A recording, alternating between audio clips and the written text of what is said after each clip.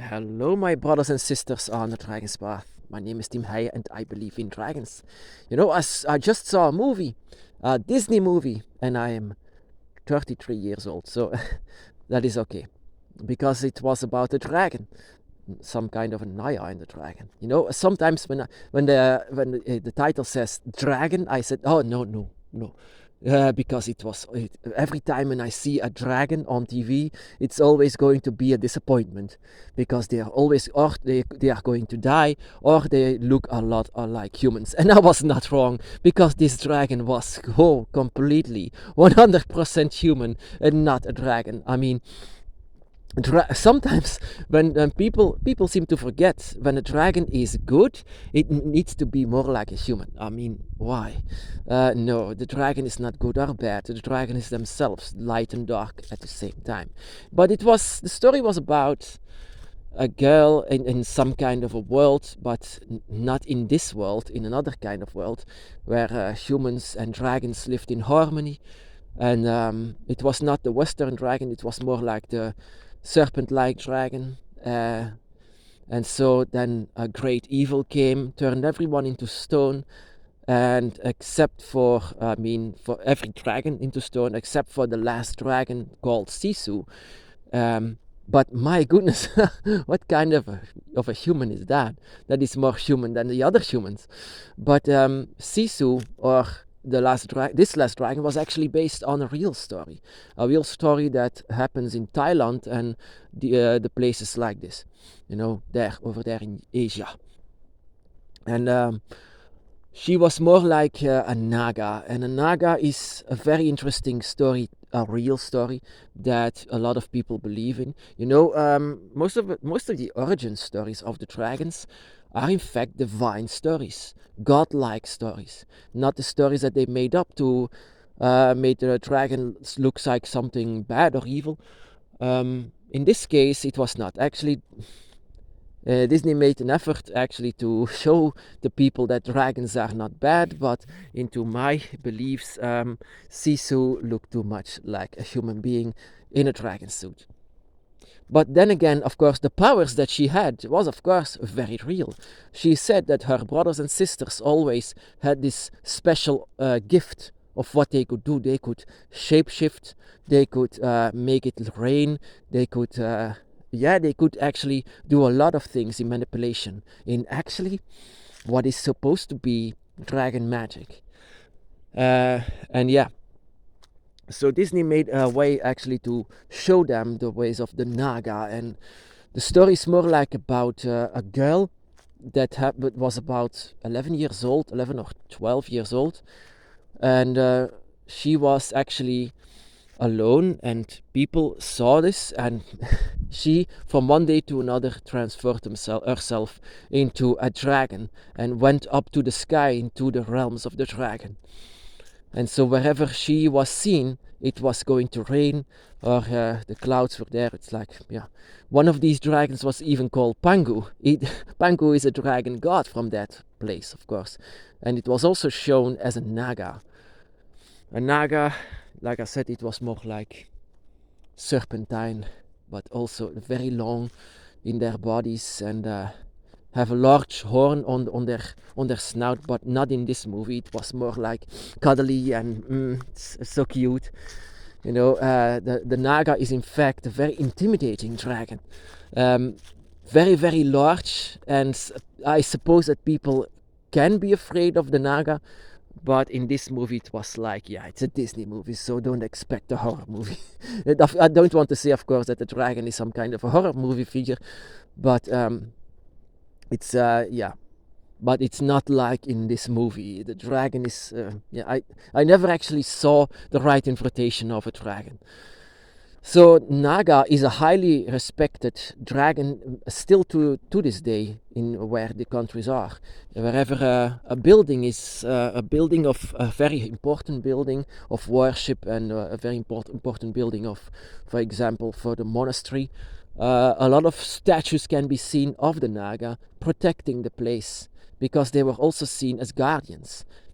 Surprise, surprise, every dragon is seen as guardians because they are. And so are the Naga. The Naga are also the guardians of the heavens, so that you can also say that the Naga is the dragon of the heavens and the earth, protector of all. Yeah, there was actually one horror movie. There was a horror movie. I remember it.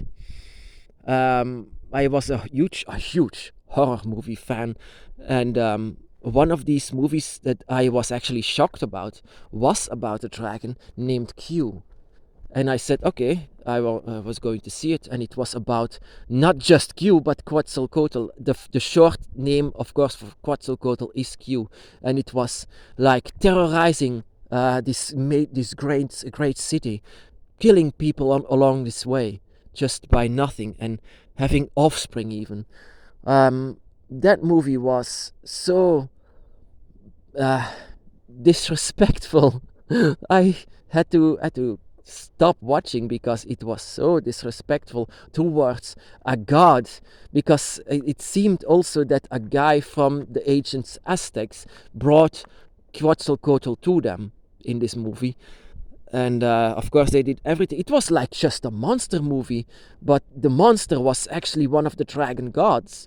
That was a horrible moment actually to see how people see a god, how people think what Quetzalcoatl is. Q, such a misunderstood god even.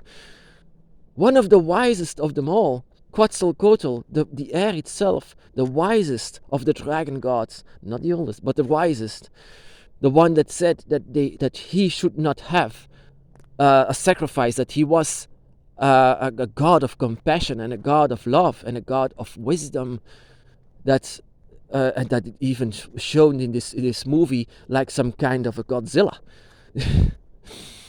My goodness, there is such a long way to go to say to the people what dragons are. And if you are not on the dragon's path, then it's completely impossible to let people explain of how dragons are. In these movies, however, there is no hope. There is no hope to see a dragon that I've seen in front of me. I felt in front of me. I recognized a dragon in front of me. And I've never seen a version like this in one movie. Because it doesn't seem that these people who make this movie have ever, even believed in dragons. So, of course, it's very easy, of course, to make a human-like dragon with a history of dragons. They know the history, but they don't feel it. That is why Sisu acted like humans. That is why Quetzalcoatl was a monster and not gods, such as also the Naga is. Naga is divine. The Naga is divine, but Quetzalcoatl is godlike. It's a god. It's a creator. It's the element of air. Without him, there is no air. Air is everywhere. And so, in short to say, the dragon is everywhere because they are nature. I hope to still to see one day to have a movie with a dragon in it that has the right interpretation, the correct interpretation, such as I know them. I want to say that I know the dragon, and I know how they are not humans. Let me say this: they are not humans at all. They are completely different in their morals and their way of life. So, I have seen a movie, however, from my own country, where a guy said, "This necklace is my dragon." He said, and he bites its own tail. Every end is a new beginning. That was the line. That was the closest of them of all of the movies that was as closest to my path. And that name, if you are interested, is called Left Bank. That was an interesting movie, but also a horror movie. The one who said it was some kind of a shapeshifter. Yeah. And it was on the day of Halloween that everything began. But that line, masterpiece. So I saw this the dragon movie Raya in The Last Dragon. Should you watch it? Yeah, it's cute. It's just cute, and maybe you might learn a bit about the Naga, and it's actually true, whatever they say. But it's not true, of course, if how they show it. Of course, it's still a kids movie. It's something that they don't want to go too deep. It's still 100% pure entertainment. But yeah, mixed with real stuff, with how this Naga was seen. Naga is still seen today like it, but a bit different in their looks and a bit different, actually quite a lot different in their mind, because like I said, they are divine. They are beings of nature, and beings that can control nature.